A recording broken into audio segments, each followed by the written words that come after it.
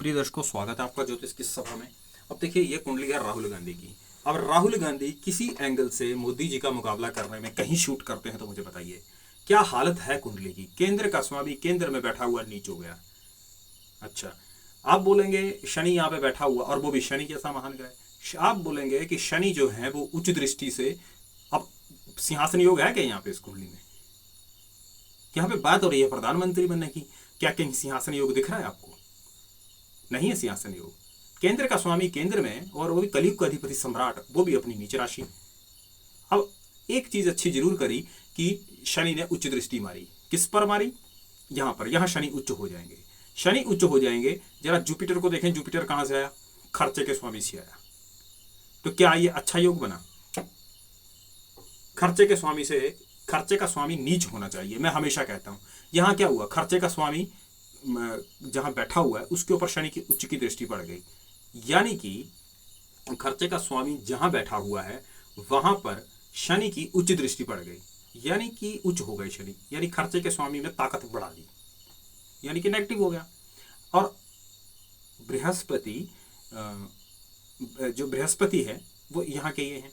अब एक बात जरूर है, लेकिन फिर भी एक बात तो होगी ही, क्योंकि कलयुग अधिपति सम्राट हैं शनि। यहां पर जो दृष्टि पड़ेगी ना, वो अपना अच्छा फल तो खैर देगी ही। तो अब देख ही रहे हैं, सुर्खियों में तो हैं ही, वो भी कुछ ना कुछ तो है ही, ऐसे खाली तो नहीं है। राजनीति में है, सम्मान है, हाँ, सामान्य व्यक्ति से बहुत ज्यादा बड़े आदमी है वो। लेकिन यहाँ बात हो रही है प्रधानमंत्री की गद्दी और कुर्सी को लेने की। यहाँ पे दृष्टि जो है ना, फिर भी एक फल तो दोस्तों देगी ही ना, कि वो ये जो है वो है। लेकिन किसी एंगल से उनका मुकाबला, अब जो केंद्र का स्वामी केंद्र में नीच होकर के बैठ गया, जहां शश योग का निर्माण हो सकता था, वहां पर ये गड़बड़ हुई, तो ये दोस्तों ये अपना फल नहीं देगी। कि उस व्यक्ति को बैठी बैठी कुर्सी से उठा के नीचे नहीं गिराएगी, बिल्कुल गिराएगी। अच्छा, अब देखिए इस कुंडली के अंदर और एक भी कोई ढंग का स्टार है। राहु यहाँ पर कुंभ का है, बड़ा ही अच्छा है। ठीक है, राहु। अब आगे देखेंगे इस राहु का हुआ क्या। ये चला गया यहाँ पर, ये धन है तो ये जनता का धन है, जनता के धन में जाके नीच हो गया।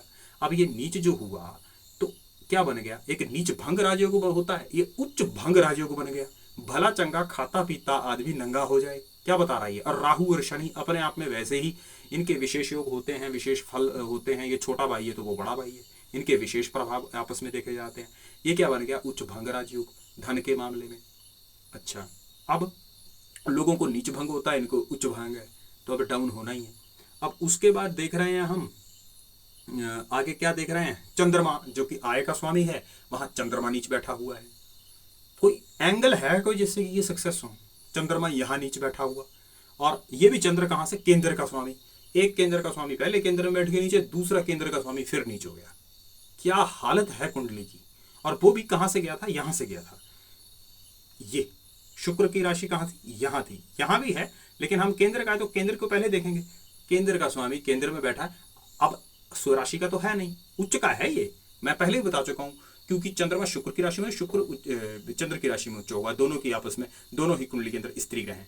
तो यहां पर जब जाएगा, ये जब नीच होगा, तो यानी कि जो उच्च ग्रह आगे नीच होगा, एक और उच्च भंग राजयोग हो गया, और ये आय का स्थान है।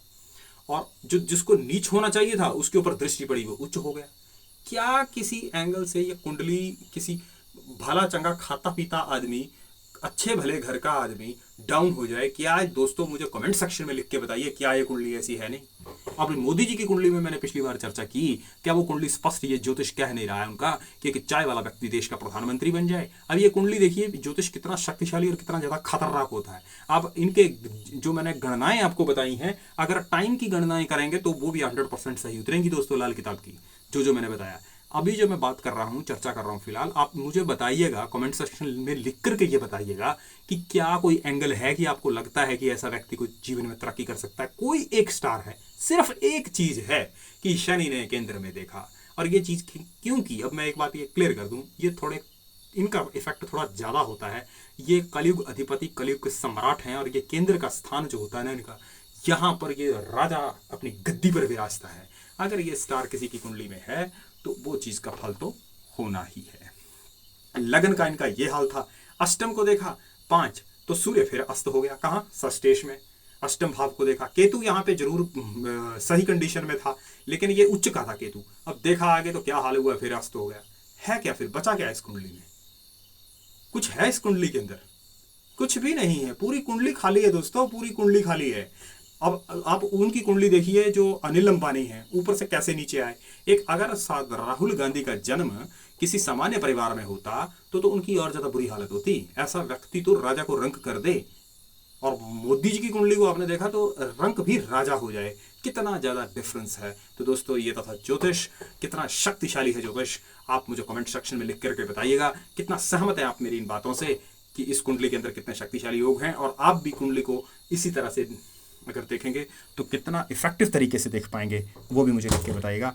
तब तक के लिए दीजिए इजाजत, धन्यवाद।